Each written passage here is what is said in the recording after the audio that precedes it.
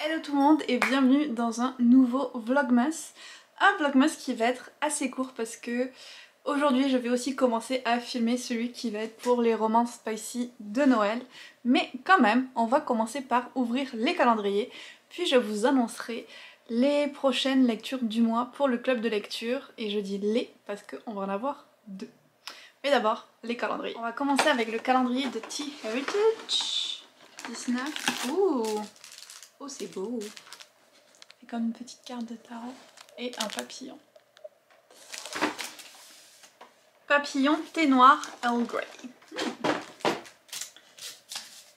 Le calendrier d'Hélène, vous avez l'habitude maintenant. Donc aujourd'hui c'est une carte.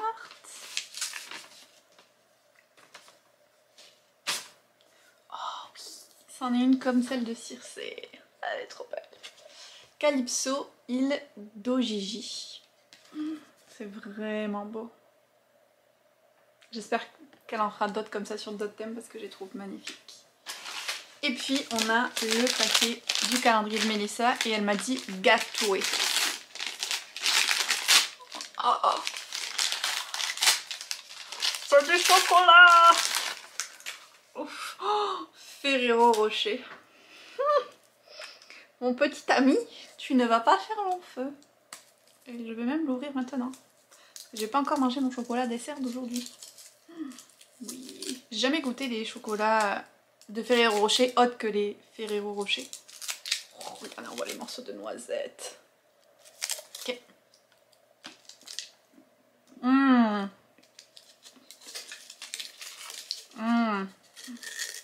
Il va falloir que Ivan le cache.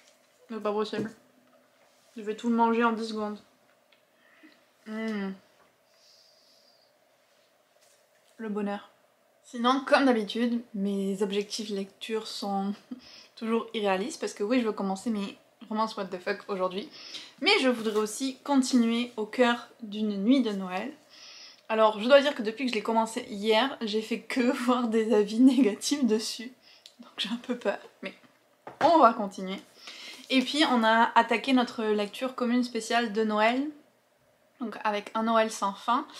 Et normalement, c'est 4 chapitres par jour. Donc idéalement, il faudrait que je lise les 4 premiers chapitres aujourd'hui. Ça fait une 50aine de pages. C'est quand même faisable.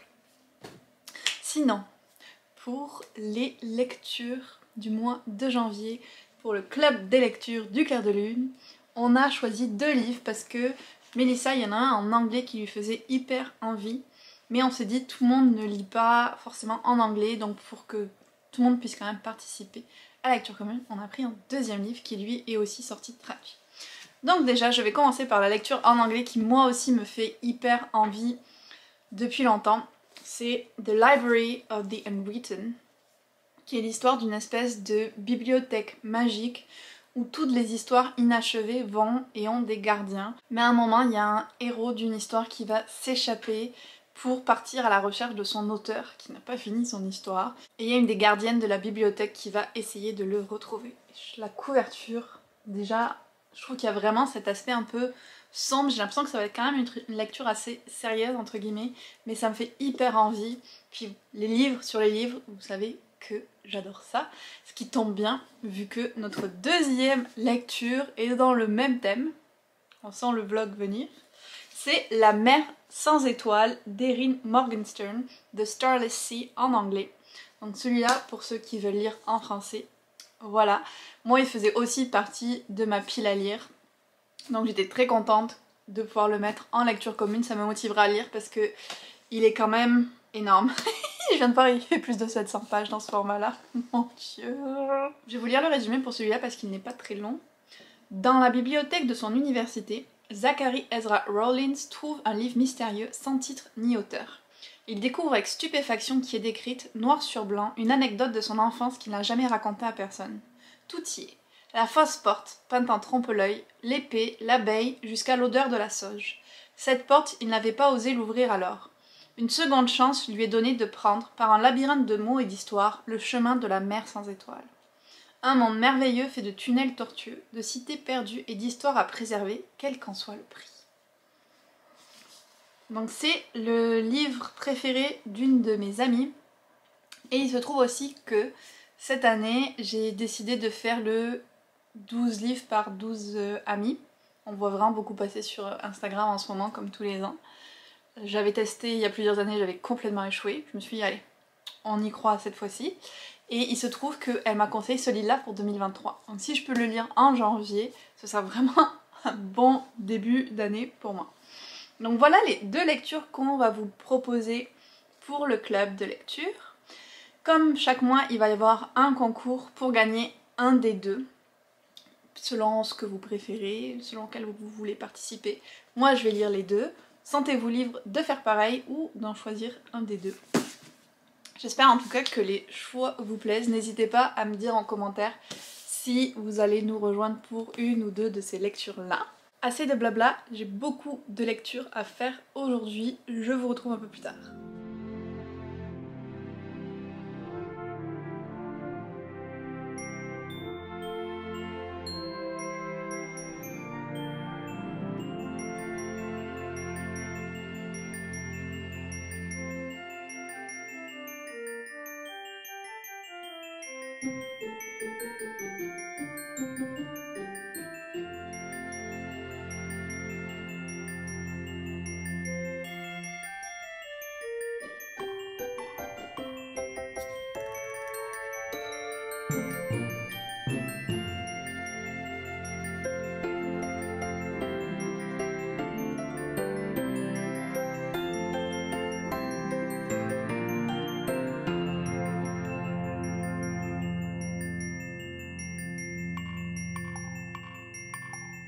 Je viens vous faire une petite update sur mon début de Christina Lauren parce que je suis déjà un peu frustrée.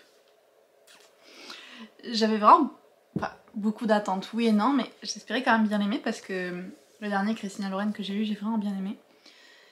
Et là, l'héroïne est censée avoir 26 ans, mais on dirait une adolescente. Vraiment, c'est fou. Je suis allée retourner voir si j'avais mal lu son âge, tellement ça me paraissait incroyable. Ses réactions et tout, on dirait une ado. Et le personnage masculin, qui a à peu près son âge, il a aussi des réactions d'ado. Alors je comprends pas qu'est-ce qui se passe dans ce livre. Là, les 4 premiers chapitres, c'est vraiment juste le setting où elle passe sa dernière nuit au chalet avec la famille d'amis qu'ils ont là-bas et tout. Elle embrasse un peu bourré un de ses meilleurs amis d'enfance, alors qu'elle est amoureuse du frère de cet ami. Apparemment en plus c'est pas vraiment des baisers super bien de ce qu'elle a l'air de dire. Donc le matin elle est dégoûtée d'avoir fait ça, elle est encore plus dégoûtée parce que le gars dont elle est amoureuse les a vus. Et ensuite, cerise sur le Sunday, la famille à qui appartient le chalet annonce qu'ils vont le vendre alors que ça fait 30 ans qu'ils y passent leur Noël ensemble. Donc elle est complètement dégoûtée de ça et ça lui fait comme toute sa vie s'effondre parce que va plus y avoir ce chalet là. Et je vous dis vraiment toutes ces réactions à travers tous les chapitres, on aurait dit une ado. Et là elle est dans la voiture avec ses parents et son petit frère et c'est un peu triste ce qui se passe, ils se font taper dedans par un camion qui transporte des sapins. Et on se dit bon ben c'est comme s'ils allaient tous mourir, mais en fait elle se réveille dans l'avion qui l'amenait au chalet. Donc c'est vraiment le début de la boucle temporelle. Mais je voulais vous en parler parce que j'étais choquée par le fait qu'on dirait qu'elle a 16 ans et pas 26. J'en reviens pas. Vraiment.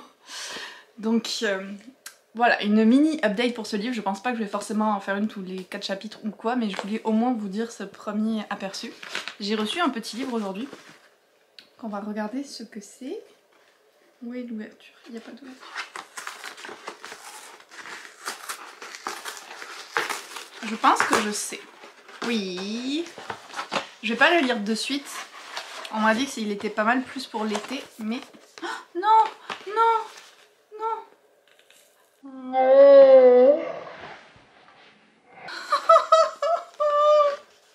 Oh non, ah non, non, non, ça va déchirer toute la couverture, putain.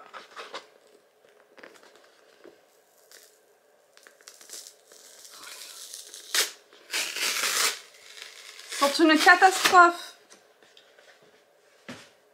J'ai laissé ça coller. Je vais attendre que Johan revienne et voir s'il a une solution à me proposer pour ne pas défoncer le livre en enlevant la colle du carton. Mais il s'agit de Peur sur le lac, le 3e tome dans la série Terreur à Smoke Hollow. J'ai adoré les 2 premiers, c'est des histoires d'horreur, enfin c'est un roman d'horreur plutôt, jeunesse, donc c'est le bon niveau d'horreur pour moi, super bien écrit avec des personnages vraiment sympas. Le premier c'était avec des épouvantails, comme dans un truc un peu Halloween. Le deuxième c'était avec des fantômes, il faisait vraiment peur, dans un hôtel hanté en plein hiver. Et là, celui-là, ils sont sur une espèce d'île, alors je peux pas trop lire le résumé parce que voilà. Mais il va y avoir un monstre surgi des abysses et ils sont sur une île coupée du monde. Donc peut-être pour cet été, le côté île, ce serait pas mal. Je vais voir si je tiens jusque là, mais il est trop beau. Et je suis trop contente de l'avoir. Minus ce problème-là. Je pense pas que je vais vous faire une update sur Au cœur d'une nuit de Noël. J'arrive plus à me souvenir. Aujourd'hui parce que je suis pas sûre que j'aurai le temps de le lire suffisamment pour avoir beaucoup de choses à en dire. Quoique j'en ai pas lu beaucoup de celui-là. Je voulais aussi vous parler, en fait, rien à voir, mais quand je lis en automne et en hiver, je me suis mise à mettre sur ma télé plutôt des vidéos de fond. Je vais vous montrer ça là. J'ai coupé le son pendant que je filmais, mais c'est censé avoir un son de Noël. Je pense que vous pouvez entendre. Donc ça fait un peu comme un petit son de cheminée, celui-là. Et j'en ai plusieurs. C'est joli. Donc j'en ai plusieurs que je me mets avec des petits feux, avec une petite ambiance comme ça. J'aime bien quand c'est juste des bruits, pas nécessairement de la musique. Je me suis dit peut-être ça vous intéresserait de savoir celles que je préfère.